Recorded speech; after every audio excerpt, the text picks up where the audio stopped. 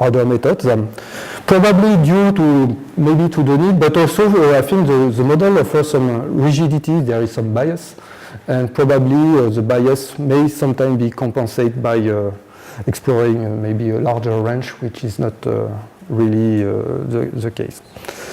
But this is the map from Alfonso, using the method shown this morning, and you can see that the pattern is a bit different.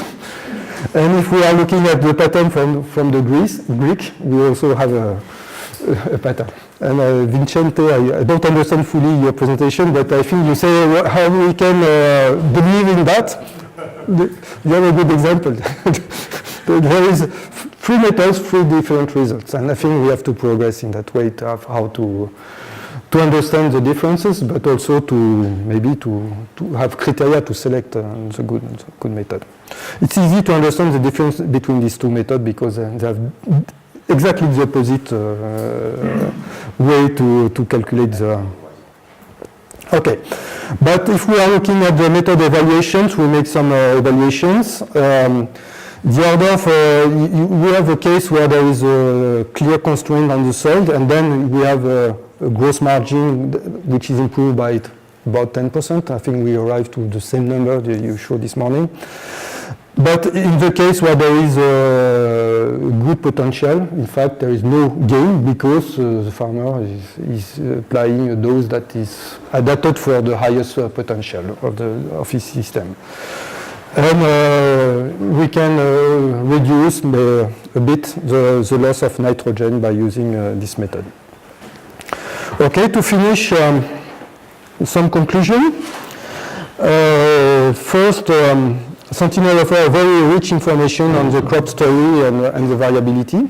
I think if you present images to a farmer, he will be very excited because he saw many things. He saw his tractor falling break in the middle of the field and many events.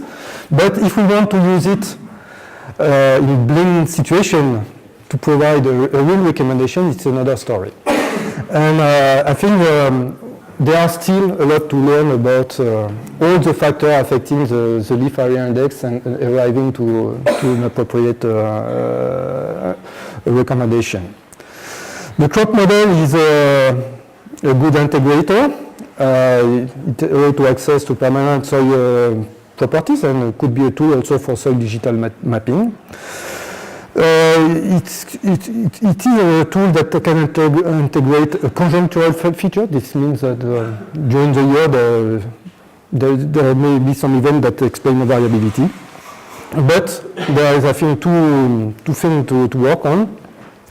Is that the model is not perfect. There is some bias in the model, in the timing, and this bias, if we want to adjust directly the leaf area index with the measurements, sometimes you have to explore the range of parameters in broad range, which is not necessarily the reality. And we had to work on the criteria that are much more flexible and maybe try to catch not the exact value of the leaf area index, but the patterns of the evolution and things like that.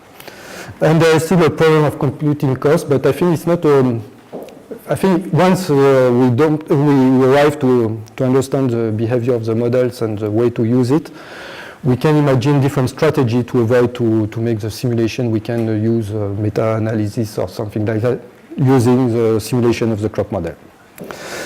And the last message is that the multi-year capitalization is crucial.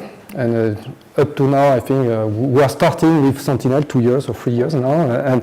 But I think we have to think about how we can capitalize the information from 1 year to another one, trying to progressively fix what is the permanent properties and what are the variable property.